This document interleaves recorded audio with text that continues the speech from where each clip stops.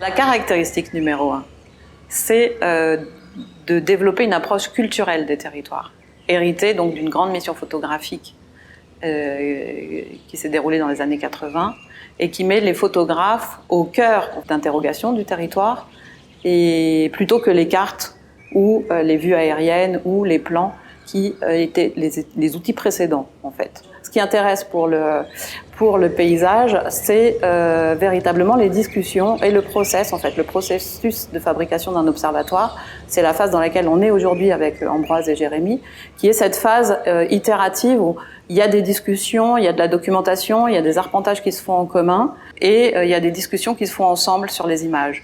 Et chacun a sa propre sensibilité, sa propre approche, ses propres contingences et tout ça est discuté ensemble. C'est ce qui fait la richesse des observatoires, c'est véritablement cet aspect-là, c'est-à-dire cette dualité entre l'art et la technique. C'est aussi toute la difficulté des observatoires.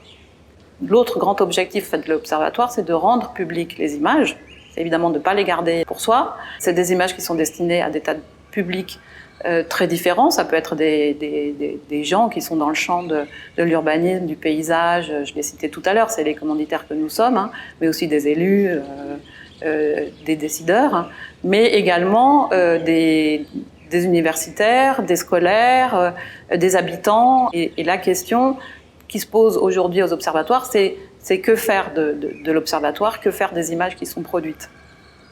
Un observatoire photographique réussi, c'est un observatoire qui, une fois livré au public, permet au public de devenir un fervent défenseur des paysages.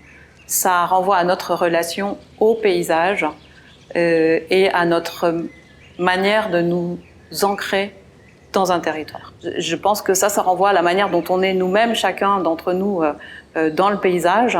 On voit bien que quand on arrive, par exemple, quelque part en vacances, à la montagne ou à la mer, on regarde le paysage, et pas seulement pour y planter notre transat, mais aussi pour prendre place dans ce paysage.